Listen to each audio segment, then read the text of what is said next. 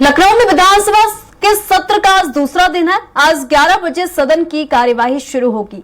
पहले सदन में मौजूद विपक्ष के विधायकों ने लगातार हंगामा किया। राज्यपाल आनंदीबेन पटेल का विधानसभा में अभिभाषण चला। इस बीच सदन में मौजूद विपक्ष के विधायकों ने लगातार हंगामा किया।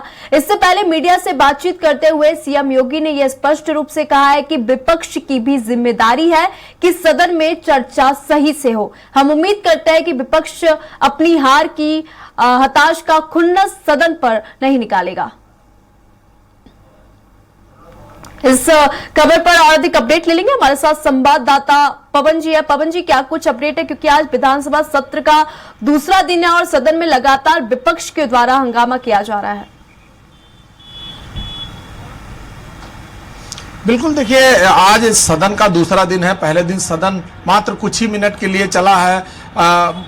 राज्यपाल का अभिभाषण के ठीक तुरंत बाद सदन समाप्त कर दिया गया और आज दूसरा दिन है। राज्यपाल के अभिभाषण के दौरान विपक्ष पूरी तरह से विरोध करता रहा है, चाहे वो संभल मामला हो, चाहे वो महाकुंभ को लेकर के हो, जनता की जो समस्याएं हैं उसे लेकर के हो, बेरोजगारी और किसानों की समस्याओं को लेकर विपक्षी दल पूरी तरह से विरोध करते रहे।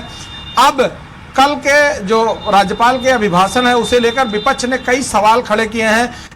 राज्यपाल किसी भी बात से लेकर के नाराजगी व्यक्त किया है या कोई बात थी, क्योंकि इससे पहले बहुत सारे ऐसे सदन जब चले हैं और विपक्ष ने विरोध जताया है बहुत ज्यादा, इसके बावजूद भी महामहिम ने पूरा अभिभाषण पढ़ा है। इस बार का जो अभिभाषण उनका करीब 42 पेज का था, जिसमें उन्होंने 2 पेज फर्स्ट और लास्ट के 1 पेज पढ़ के अपने अभिभाषण को समाप्त कर दिया।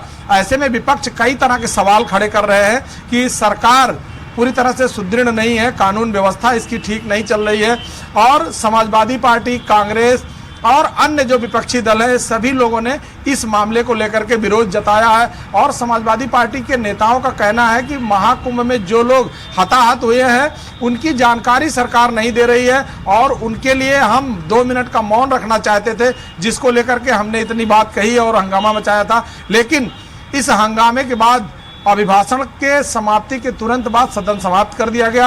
आज सदन का दूसरा दिन है। आज अभी सदन 11 बजे से अभी चालू होगा और आज की सदन की कार्रवाई होगी। वैसे तो मुख्य विपक्षी दल समाजवादी पार्टी ने पूरी तरह रणनीति बनाई हुई है कि कि भारतीय जनता पार्टी या सरकार के जो मुद्दे समाज में दिक्कत कर रहे हैं, जो समस्या खड़ी कर रहे हैं, लोगों की जनता के हितों की बात नहीं आ रही है, उन सभी मुद्दों को लेकर के समाजवादी पार्टी पूरी तरह विरोध करेगी और विधानसभा में आवाज उठाएगी।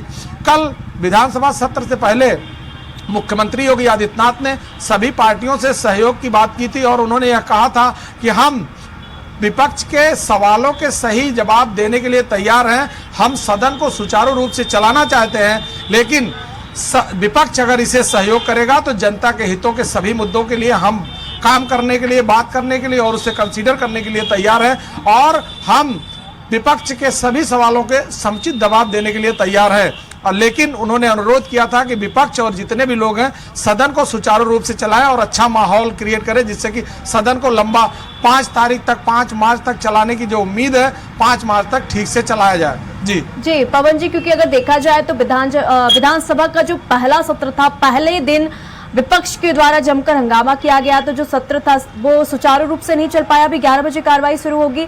फिर से जो विपक्ष है वो तैयार है अपने प्रश्नों को लेकर, तो दूसरे दिन भी हंगामे के यहाँ पर आसार दिखाई दे रहे हैं। बिल्कुल, देखिए हंगामे के आसार तो बिल्कुल है। इससे पहले भी आपने देखा होगा मुख्य विपक्षी दल के मुखिया अखिलेश यादव ने बहुत सारे ऐसे सवाल खड़े किए थे सरकार पर, चाहे वो महाकुंभ हो, चाहे संभल हो या मिल्कीपुर उपचुनाव को लेकर के बहुत सारे सवाल उन्होंने सरकार और चुनाव आयोग पर खड़े किए थे। उन सभी सवालों का इस विधानसभा में ये लोग जवाब चाहेंगे और सवाल रखेंगे, क्योंकि इससे पहले भी अखिलेश यादव इस बात को लेकर के कई बार बात किए थे कि सरकार बहुत सारे ऐसे मामले हैं जिसमें निष्पक्ष नहीं है, जनता के हितों के लिए बात नहीं कर रही है। और उसी मामले में महाकुंभ के स्नान को लेकर के कहा था कि जिस तरह की व्यवस्था है वहां बहुत सारे श्रद्धालु ऐसे आ रहे हैं जो बिना नहाए वापस चले जा रहे हैं। ऐसी व्यवस्था है, वहां पे भीड़ इतनी ज्यादा मात्रा में हो गई है कि प्रशासन उसे हैंडल नहीं कर रहा। इस तरह के कई सवाल ऐसे हैं जो अखिलेश यादव ने सरकार पर किए थे। अब चूंकि अब सदन चलेगा तो सदन में पूरी तरह से लिखा पढ़ी में बात होगी और सदन में पूरी सवाल सामने आएंगे, चाहे वो किसानों के मुद्दे हों, बेरोजगारी के मुद्दे हों और ये महाकुंभ का मुद्दा हो या संभल का मुद्दा हो, इन सभी मुद्दों पे विपक्ष एकजुट होकर सरकार से सवाल कर रहा। जी पवन जी, बहुत बहुत धन्यवाद तमाम जानकारी साझा करने के लिए।